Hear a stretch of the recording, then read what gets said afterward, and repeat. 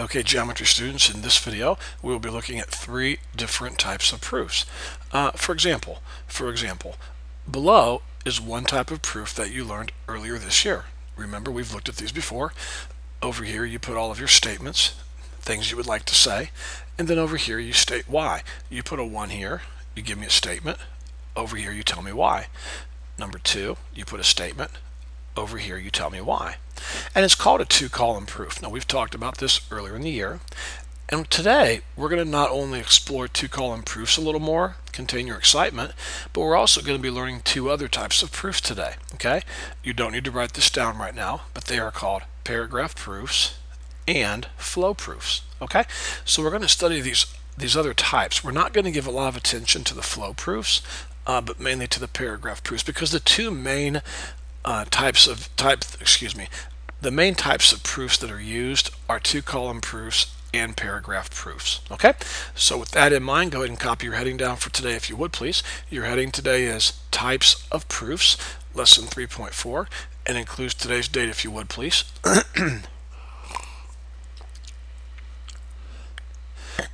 Types of Proofs, lesson 3.4, and include today's date. All right, let's continue on now.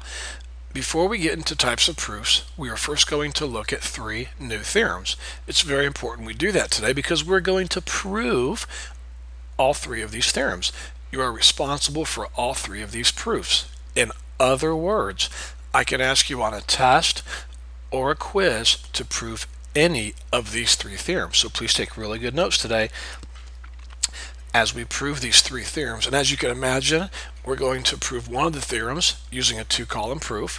We're going to prove one of the theorems using a paragraph proof, and we're going to prove one of the theorems using a flow proof. Okay, so we're going to look at all three of these different types today. All right, so let's continue on. Here's our first theorem today. We're going to look at three theorems right off the bat, so please copy this first theorem down if you would please. Theorem 3.3. If two lines are perpendicular, then they intersect to form four right angles. If two lines are perpendicular, then they intersect to form four right angles. Okay, so if you would like to get a picture of this, and I encourage you to always put a diagram with your theorems, I think it's very smart to do. What it's saying is this.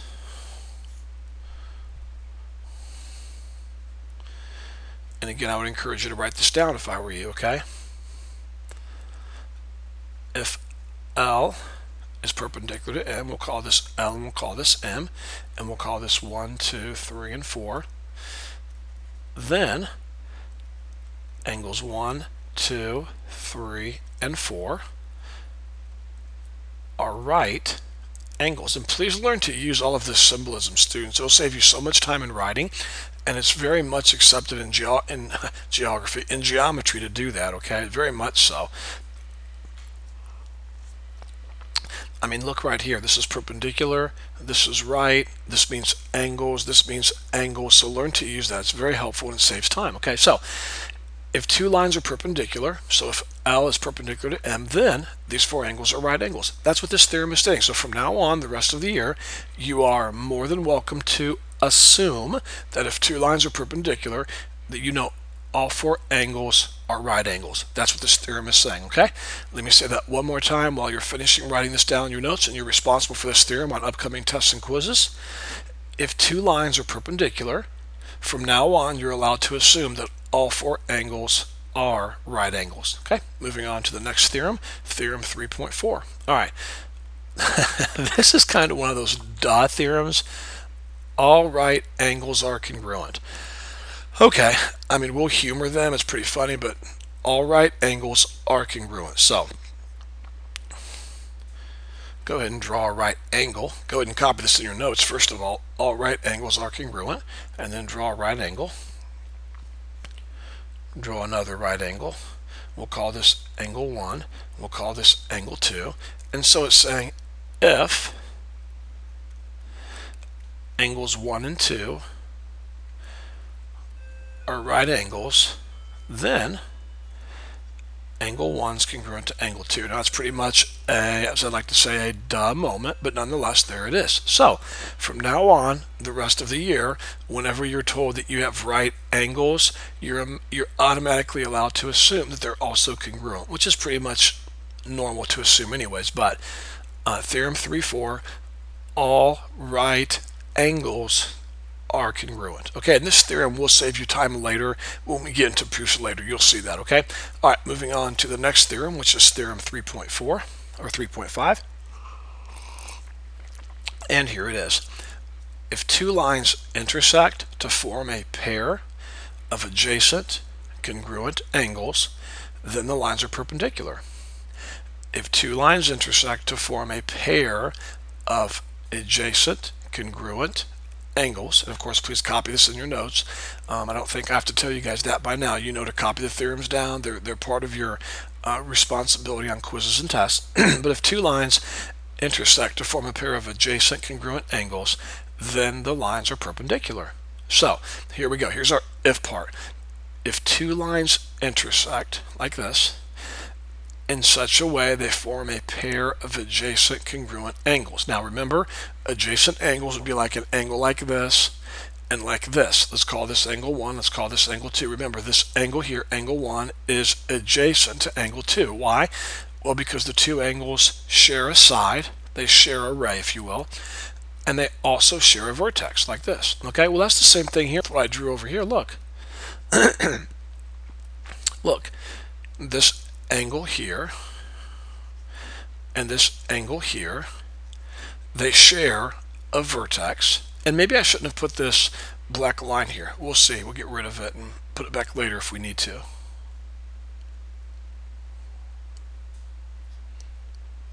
But look, this angle here, we'll call it angle 1 and angle 2. They share a common side right here, and they share a vertex. So these two angles are adjacent, and we're going to assume they're congruent because it says if they're congruent. So if angles 1 and 2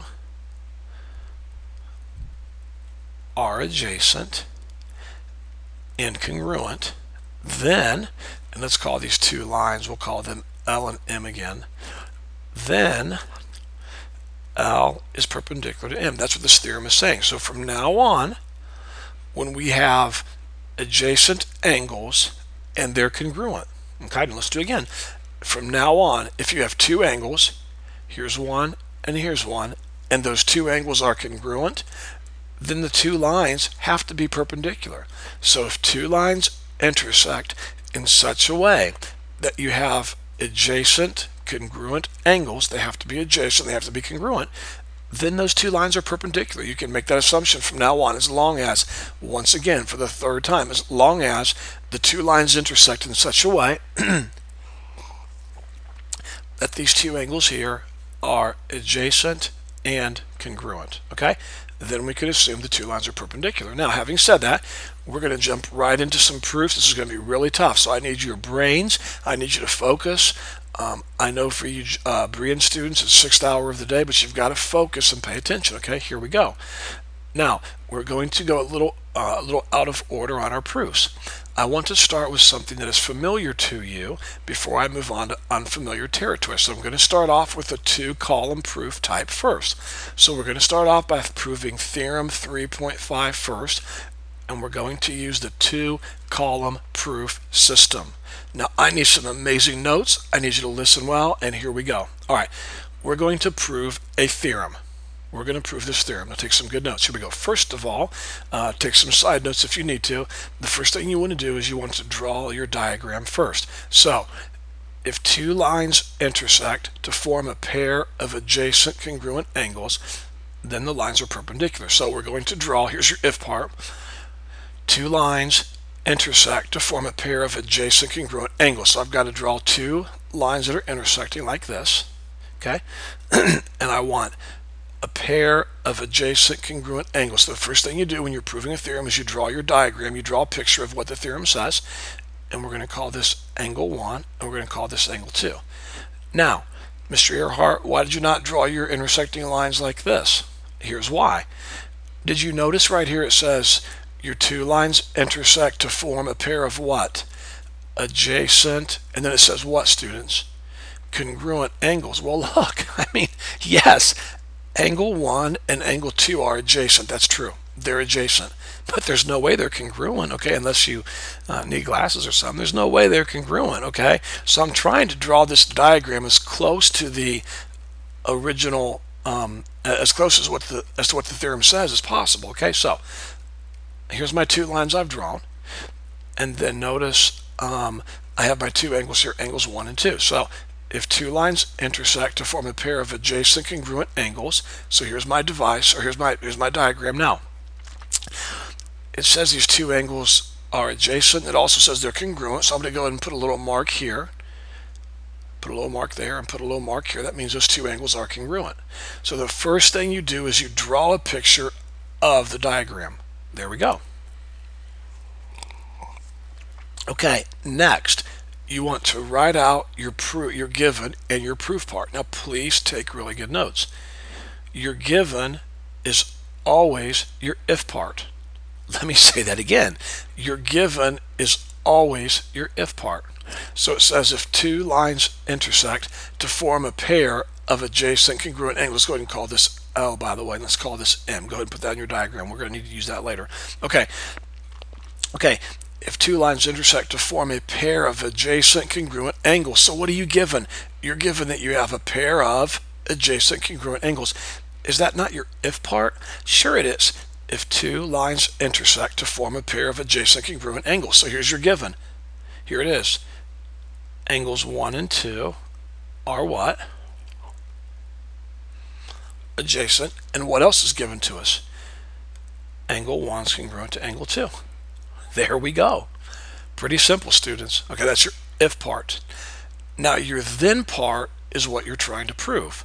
So let's go ahead and put, that's not how you spell prove, is it? It's groove or something. There we go, prove. All right. Now, your then part is the part you're going to prove. So you're proving the lines are perpendicular. So you're proving that L is perpendicular to M. This is so cool, guys. You're doing your first two-column proof, okay? So the if part is your given, the then part is your proof part, and it's up to you to read the if part and draw your diagram over here, okay? Now, let's review. Step 1, draw your diagram. Step 2, list out your given. Step 3, list out your proof part. Now, next is to brainstorm. So I'm going to go next door to my page here, another page. There we go. And I'm going to go ahead and brainstorm. Now all I did, students, don't freak out. Everything you saw right back here, I just had typed on another page. There we go. Everything's good, okay? Nothing's changed. This is L, this is M. So we're going to brainstorm. Are you ready? Let's brainstorm. Now, we know this. We know that we're given. Write this down. We know that we're given. We're not going to do the two-column proof yet. We're just going to brainstorm. We know that we have angles 1, wow, that's good, and 2 are adjacent. And I also know angle 1 is congruent to angle 2, right? Now, I know I'm proving this right here. So go to the very bottom. I want to end up with L is perpendicular to M. So I'm starting with my given, and I want to work my way down until I get to the proof part, which is L and M are perpendicular. Do you see what I'm saying? So I'm starting with my given, and I'm working my way down. So let's just brainstorm. Let's see. I know that angles 1 and 2 are adjacent, okay? And I know that angles 1 and 2 are also congruent. So as I'm looking this over, I'm saying to myself, okay, the only way to state that L and M are perpendicular down here is probably right before this.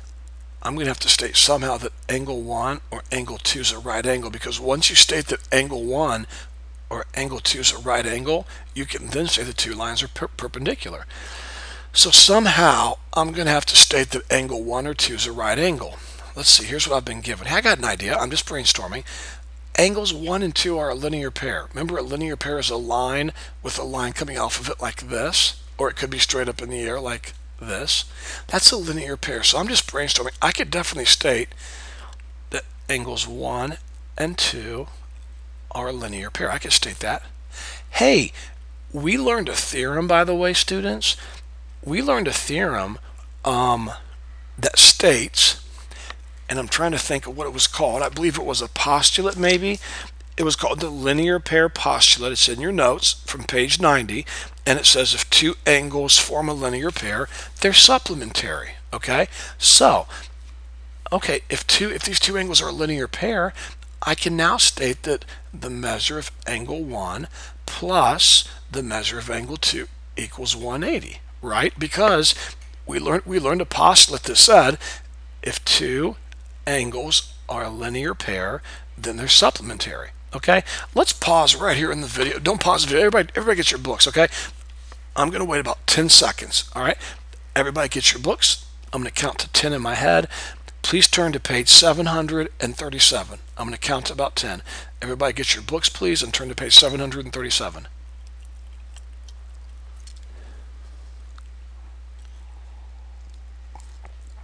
Okay, now if you look on page 737, you're going to see a list of the postulates in order that we've learned so far this year.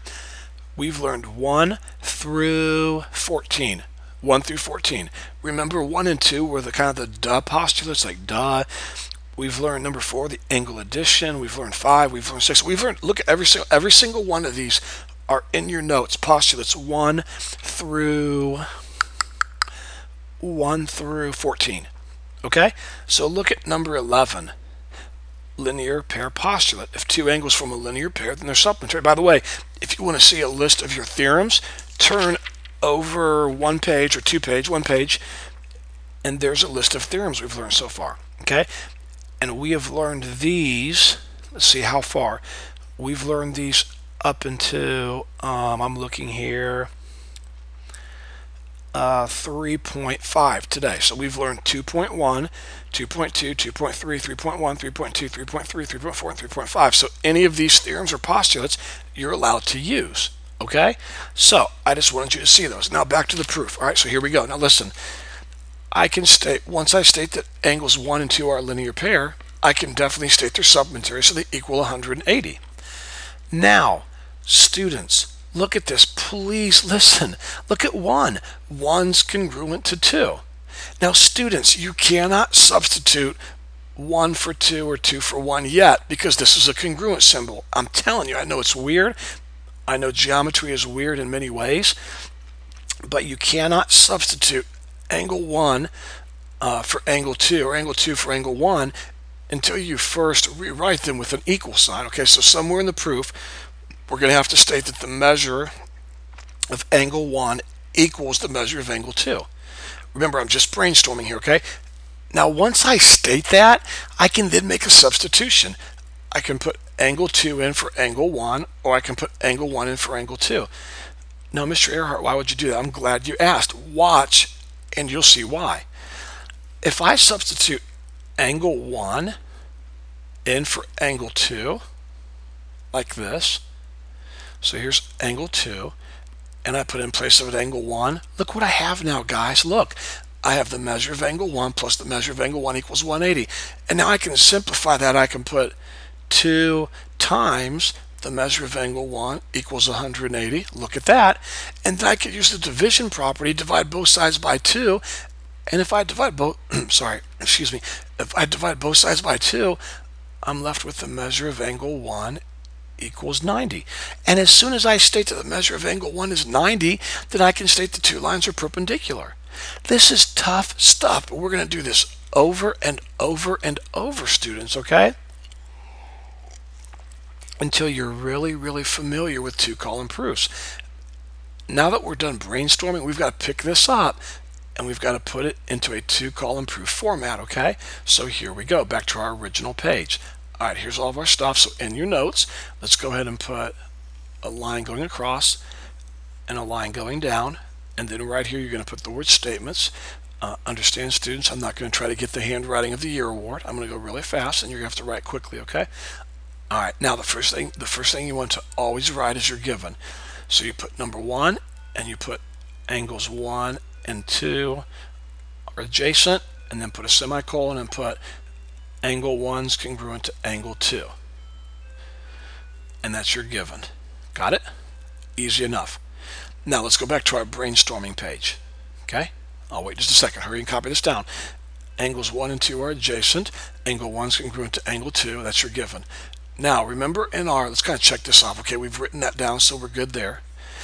Now, remember we said somewhere in our proof we're going to have to state that 1 equals 2.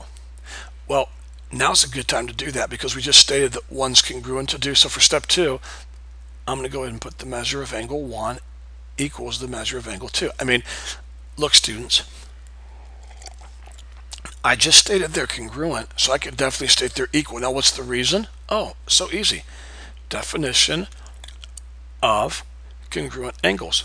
Remember, we learned a definition of congruent angles a couple weeks back, and the definition is when two angles have the same measure, then they're congruent. So if two angles are congruent, then their measures are equal. So the measure of angle 1 equals the measure of angle 2 because they're congruent. Okay? Now let's go back to our brainstorming page. Okay, we can cross this off. Next, I said that we could state that angles 1 and 2 are a linear pair, and we can. Look at your diagram here. We can definitely state that angles 1 and 2 are a linear pair. So next, I'm going to state, if I'm going too fast, have the supervising teacher pause the video. Angles 1 and 2 are a linear pair. Linear pair. And the reason would be, come on guys, definition of a linear pair. All right, definition of a linear pair. Now you might say, well, Mr. Earhart, what is the definition of a linear pair? And I'm glad that you asked that question, okay? The definition you should have written in your notes says something like this. A linear pair is when you have two angles, they have their non-common sides are opposite rays, okay? Their non-common sides are opposite rays. So we have a ray going this way, a ray going this way. They're adjacent angles. They're adjacent angles whose non-common rays are opposite rays, going opposite directions. So we have a linear pair. Okay? So and another way to remember a linear pair is when you have a straight line and then a line coming off of it. Okay? So we definitely have a linear pair, and we can state that, and the reason why is definition of linear pair. Now, we have another theorem. Let's go back to our brainstorming page, and here it is. Let's cross off this. Once we state we have a linear pair, we can state the two angles equal 180. So I can now state that the measure of angle 1 plus the measure of angle 2 equals 180. And the reason would be, it's a postulate we learned, and it's simply, you don't have to give me the postulate number, just simply put linear pairs are supplementary. That's all you got to put. That's all you need to put on a test or a quiz, okay? Linear pairs are supplementary. So let's cross that off our brainstorming list. Look what we did next. We made a substitution. For angle 2, we put angle 1. So let's go back and do that. Here's angle 2. So for angle 2, I'm going to substitute angle 1. So the measure of angle 1 plus the measure of angle 1 equals 180. Of course, the reason is substitution. Now, students, you cannot use substitution. You can't. No, you can't. Not unless somewhere earlier in the proof you have an equality. And we do right here. Here's our equality. Angle 1 equals angle 2. So because I stated that up here earlier, I can make my substitution. Now, step 6. Measure of angle 1 plus measure of angle 1, that's 2 times the measure of angle 1. And I just call that, you can just call that simplification. Anytime you simplify something, I have no problem. I'm not sure what the book calls it. I'm just going to call it simplification. I have no problem with that at all, okay? So we simplify. Let's go ahead and look at our brainstorming page. So we've got this. Now if we divide both sides by 2, we're left with this. And then we can state this. So we're doing pretty good, okay? Now for step 7, hopefully you're caught up here on steps 1, 2, and 3. So I'm going to go ahead and clear off some of these. Not like that, obviously. Let's see if we can fix this real quick here. Hopefully we can. Give your old math teacher just 15 seconds here. Hopefully.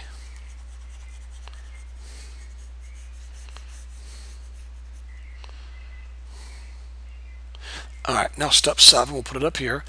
Well, look at step 6. 2 times the measure of angle 1 equals 180. So I'm going to put the measure of angle 1 equals 90. I'm going to divide both sides by 2.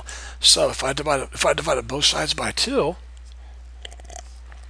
then my reason would be division property. I divided both sides by 2. And now look, if the measure of angle 1 equals 90, what can you say about the measure of angle 1? angle 1 is a what type of angle? Right angle. Look, if the measure of angle 1 equals 90, then you can definitely state that angle 1 is a right angle. And what's the reason for that? Definition of a right angle. Definition of a right angle. Look, what is the definition of a right angle? An angle that measures 90 degrees. So if I state in step 7 that angle 1 equals 90, then I can definitely state that angle 1 is a right angle. And now I'm done.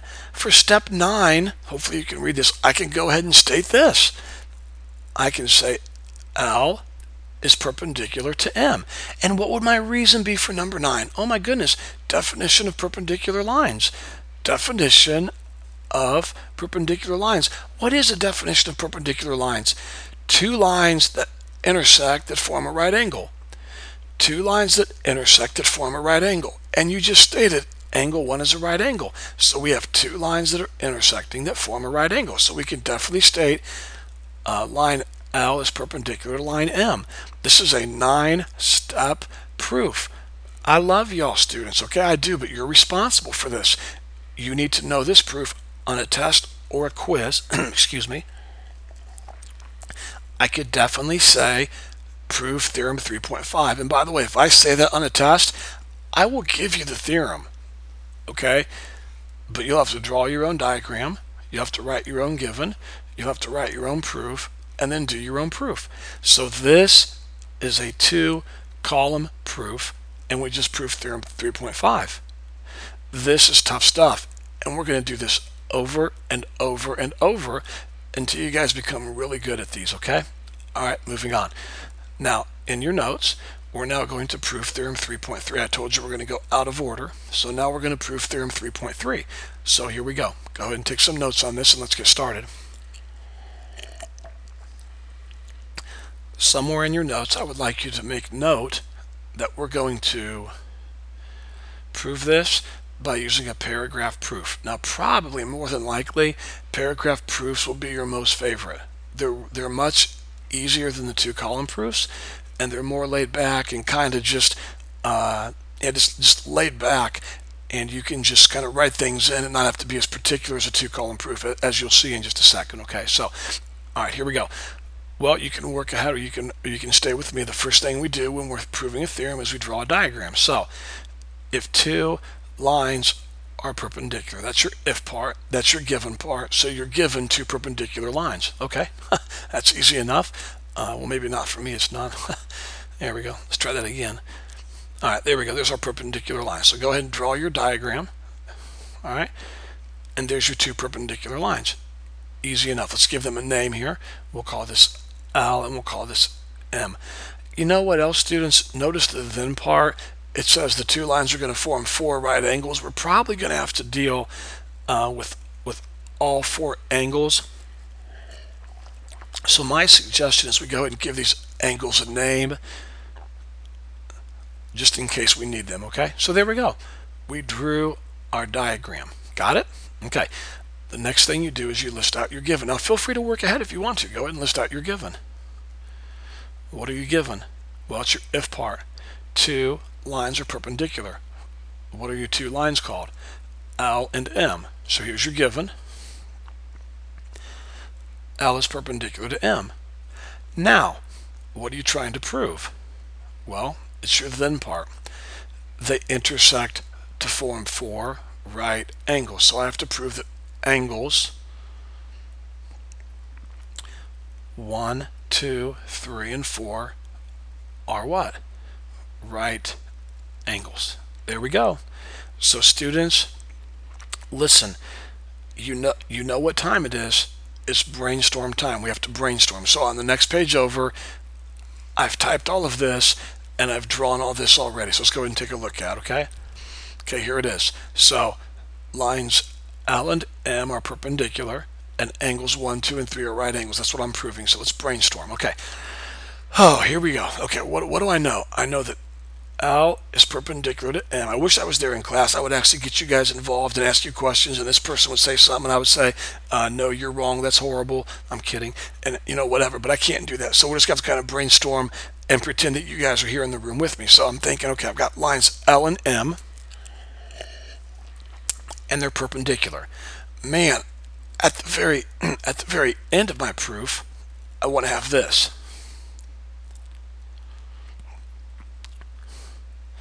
Okay, so I'm starting here and I'm trying to get to here some miraculous way. Okay, now if I'm trying to if these four angles are right angles, probably more than likely the step right before this, I'm probably going to have this: measure of angle 1 equals measure of angle 2 equals measure of angle 3 equals measure of angle 4 equals what? 90. I mean, more than likely somewhere in the proof I'm going to have to state that each angle equals 90 degrees. More than likely, okay? I'm just brainstorming. So, how in the world am I going to get from this here all the way down to this down here? Well, let's think about, if I know that two lines are perpendicular, then what's something I could say right off the bat? I know what I could state.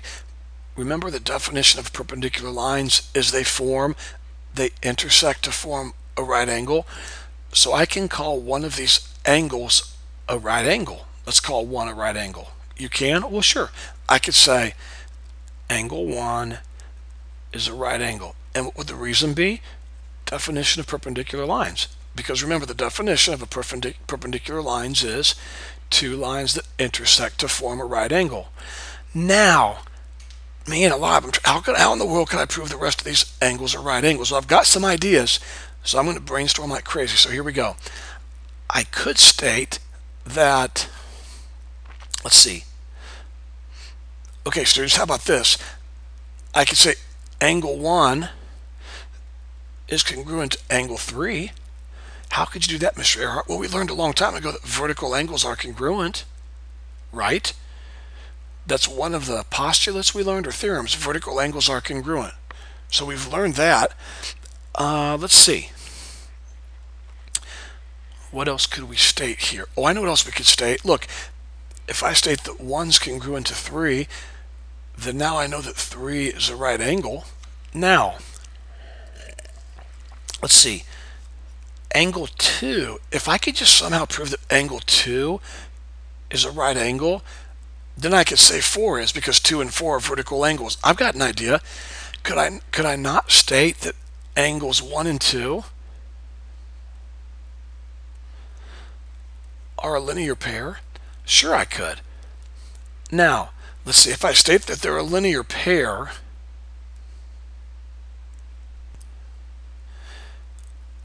I could then state that they're supplementary. So I could say angle 1 plus angle 2 equals 180. And then hold it. I know that angle 1 is a right angle because I stated that already up here. So if angle 1 is a right angle, I could put 90 degrees in. For angle 1, I could put 90.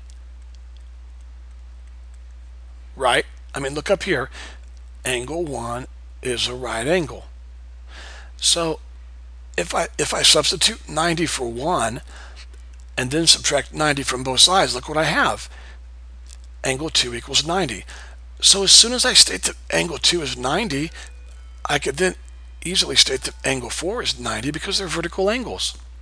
So my idea is not perfect, but it's pretty good. I've got a pretty good plan here to work with. Okay, so now let's go back here. What is a paragraph proof? A paragraph proof is really easy.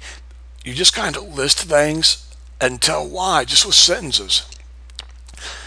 You don't worry about having a line here and a line here and statements here and reasons here. You just kind of write things out as you go along. It's actually pretty easy. So in a paragraph proof, I'm going to start off first of all with my given. So I'm going to state something like this. Lines L and M, write this down please, are perpendicular because it was given. All right, there you go. Now let's look at our brainstorming sheet, okay?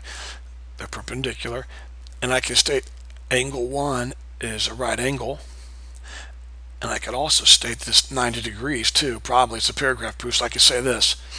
Now, angle 1 is, I would state this. I would put angle 1, the measure of angle 1 equals 90 degrees, because the measure of angle 1 equals 90 because perpendicular lines have a right angle. There we go. That's good enough. I would know totally what you meant by that on a test or a quiz. Okay, so you told me you have perpendicular lines. Next, you told me that angle 1's a right angle. And then next, look at your brainstorming here. We could say that 1's congruent to 3 of their vertical angles. So I would say something like this. I would say angles 1 and 3 are vertical, comma, thus congruent, okay? Thus, the measure of angle 3 equals 90. I mean, it's really laid back. As long as what you explained to me on a test or a quiz makes total sense and I understand what you're saying from comment to comment, I have no problem with this at all, okay? I can see, and I said angles 1 and 3. Let's look at my picture. Do I have those backwards? I'm sorry, students. I have 1, 2, 3, and 4. Let's fix that real quick. This should be, let's call this 3, and let's call this 4. Please fix that in your diagram. Very embarrassed, and I apologize to you. Please fix that real quick. Okay, sorry about that. So, angles 1 and 3 are vertical angles, thus they're congruent, thus the measure of angle 3 equals 90. Now, let's look again at my brainstorming here. Remember, we said that more than likely you're going to have to state somewhere that all of these angles equal 90. Well, look what we stated so far. We already stated 1 equals 90. We already stated that angle 3 equals 90. Check them off. Put a check mark here, put a check mark here. Now, let's see. Next, in our brainstorming, we were going to say that, I went the wrong way. We were going to say that, let's see. We got this. We're going to say that 1 and 2 form a linear pair, thus they equal 180. So, here we go. We could continue on and say angles 1 and 2 are a linear pair, thus angle 1 plus angle 2 equals 180. I guess you should put a little m here for measure, a little m here for measure of angle 1 plus the measure of angle 2 equals 180. All right? And then I would say something like substitute 90 for angle 1, and you get this. 90 plus measure of angle 2 equals 180, and then put another arrow, thus the measure of angle 2 equals 90. Students, I would totally understand what you were saying there. That would make total sense to me. I mean, think about it.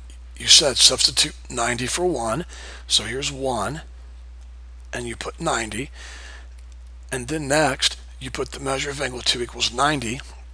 So I'm definitely going to know that you subtracted 90 from both sides. And now look what we have. Now we have stated so far the measure of angle 1 equals 90, the measure of angle 3 equals 90, and now the measure of angle 2 equals 90. So check this one off. Now how easy is it to state the measure of angle 4 is 90? Look at 2 and 4. They're vertical angles. Angles 2 and 4 are vertical. So next I would state this. Angles 2 and 4, just like I did right up here, students, right up here.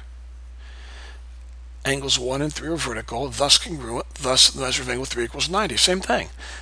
I'm going to say angles 2 and 4 are vertical angles, thus, because they're vertical, they're congruent, thus the measure of angle 4 equals 90. Look at that. And then if you were taking a test or a quiz and I saw that you had circled all 4 of those and your next comment was angles 1 2, 3, and 4 are right angles, I would know exactly what you had done, and you'd be finished. Look what you were trying to prove. You were trying to prove that angles 1, 2, 3, and 4 are what? Right angles. And we've done that. So, really quick, let's go through this again, okay, just really quick. You're given where two lines were perpendicular. So, given lines L and M are perpendicular, it's given to you. We stated that one angle equals 90 because perpendicular lines have to form a right angle.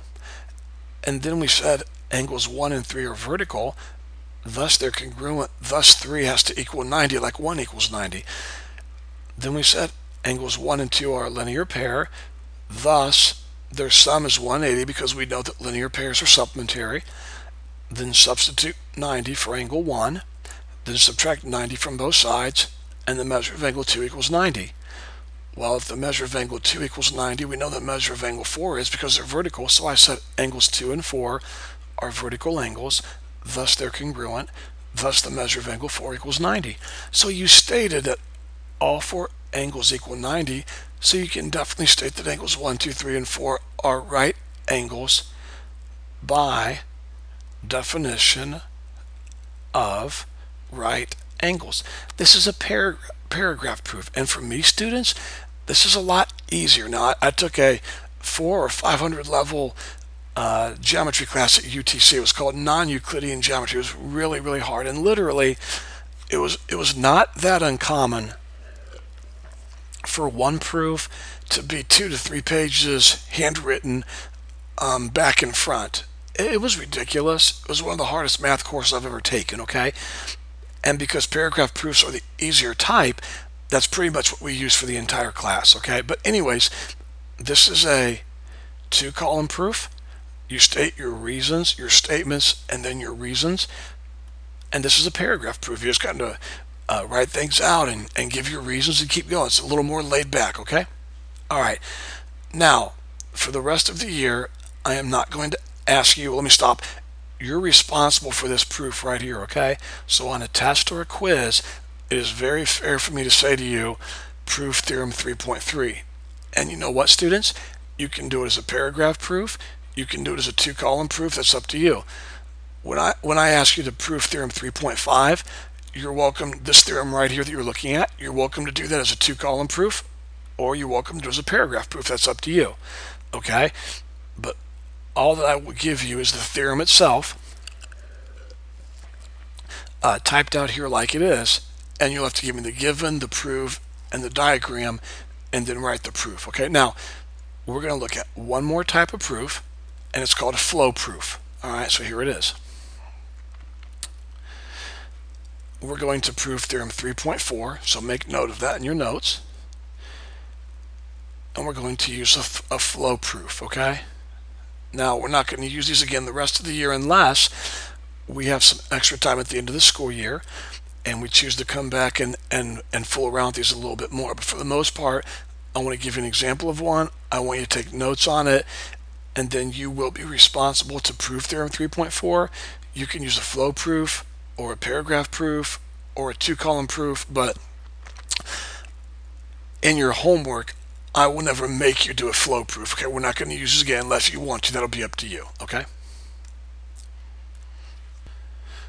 Okay, students, now out of the 3 theorems that we've proved so far, this will be the easiest one, and we're going to prove that all right angles are congruent, okay? All right angles are congruent. Now, first of all, let's go ahead and start off with our picture here. So we're going to prove that all right angles are congruent. So we're going to start off with, well, actually, first of all, we probably should write this in a if-then format, okay, so that we know what our given is and so that we know what our proof part is. So if we have all right angles are congruent, let's rewrite this like this. If 2 angles are right angles, so that's your given part, you're given that angles are right angles, then they are congruent. Now here's what you're learning, students. Now you're seeing why in the past I had you take regular sentences and learn to write them in if-then form. So we're taking a theorem, all right angles are congruent, and we're writing it in if-then form. Now that's real important to do. So you say, well, Mr. Earhart, why'd you say 2 right angles? Why not 3 or 4? I could have, but the main thing is I have more than one angle, and they're both right angles, and I'm going to prove they're congruent. So all right angles are congruent. I'm saying if angles are right, then they are congruent. So my if part is 2 angles are right angles. So my diagram would look something like this. I'm going to draw one right angle and another right angle, and we'll call this angle 1 and angle 2. So there's my diagram. So if 2 angles are right angles, so there's my diagram, okay? Now, what are you given? Well, your given part is your if part. So you're given angles 1 and 2 are right angles, okay? And you're going to prove that angle 1's congruent to angle 2. Now students, like I did in the previous 2 proofs, I went ahead and typed all of this on the next page over so we can brainstorm. So let's go ahead and brainstorm. Okay, here we go. All right, here we go. You're given angles 1 and 2 are right angles. So here's my picture over here. We're going to prove that angles 1 and 2 are congruent. Well, let's brainstorm. We know that we're given angles 1 and 2 are right angles, and we know that we're proving angle 1 is congruent to angle 2. Now, if angles 1 and 2 are right angles, am I not allowed to state that the measure of angle 1 equals 90 and the measure of angle 2 equals, this is a really easy proof, they equal 90, and the reason of course would be definition of right angles. Now, once I state that that angle 1 equals 90 and 2 equals 90, guys, can I not make a substitution? What does the measure of 2 equal? 90. So what can I put for 90 right here? Angle 2. Look, angle 2 equals 90. So I can pick up 2 and put it in place of 90. So I'm just brainstorming. Next, I would have the measure of angle 1 equals the measure of angle 2. And my reason would be substitution. Do you see how I do this? Let's start over again real quick. I have my given 2 angles are right angles. Students, think about it. I mean, what's the most common sense thing to say next? If you know that 2 angles are right angles, it makes sense the next thing you're going to say is they equal 90. And then if angle 1 equals 90 and angle 2 equals 90, to me, the next common sense thing to do is make a substitution and put angle 2 in for 90. So now I have the measure of angle 1 equals the measure of angle 2. Now that I have that, we're not quite done. You have to have congruent. Okay, so next, I'm just going to state angle 1 is congruent to angle 2. And what's my reason? Come on, students. Definition of what? Congruent angles. Remember, the definition of congruent angles is 2 angles that have the same measure. So if these 2 angles here have the same measure, then I can definitely state that these 2 angles are congruent. So that's a really easy proof. So I've brainstormed, and it looks like I have a pretty good plan of attack, but now I've got to use the flow proof method. And again, we're not going to use this a lot, but it's really, really simple. And you do it like this. You would start off with maybe put a box right here. It's almost like, for you athletes, it's almost like a tournament bracket, kind of like in a way. So you put right here, angle 1 is a right angle. That's really bad. Angle 1 is a right angle. Not like that's any better. Angle 2 is a right angle.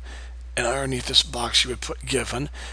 And underneath this box you would put given. So we know they're right angles. Now, next, you could state the measure of angle 1 equals 90. And next you could state here the measure of angle 1 equals 90. There we go, students. Really pretty simple, okay? Sorry, this should be a 2 right here. I apologize. There we go. Now, if you'll look right here,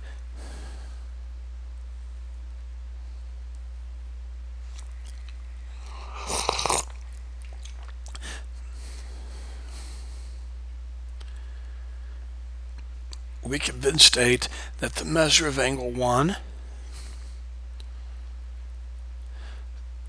equals the measure of angle 2. And I think the book put transitive, like angle 1 equals 90 and 90 equals 2. I'm just going to put substitution, okay? To me, it's substitution. Either way is fine, though. I don't care. So substitution. I'm running out of room. And then here, you would have your box right here. I'll put it here. We're going down. Your box would be right here. And in that box, you would write angle 1 is congruent to angle 2. And of course, the reason underneath that box would be definition of definition of congruent angles. Definition of congruent angles. Now, that's a flow proof, and to me, students, that might be one of the most confusing ways to do a proof. I mean, at least a 2-column proof has your statements on one side and your reasons on the other side, and you list everything out. And a paragraph proof, you're just writing things down and telling why. So I am not a huge fan of these at all. You as a student are more than welcome to use these. That's totally fine. But I will not ask you on a test or a quiz to do a proof using a flow proof method, okay? So let's pause. Excuse me, guys, my voice is bothering me. Let's quickly pause and review, okay? First of all, the most important thing you need to remember is this. Or one of the most important things you remember is this. We've looked at 3 theorems today. Please know these 3 theorems. You're responsible for them, okay? If 2 lines are perpendicular, they form 4 right angles. All right angles are congruent. And if 2 lines intersect in such a way that they have adjacent and congruent angles, then the lines are perpendicular.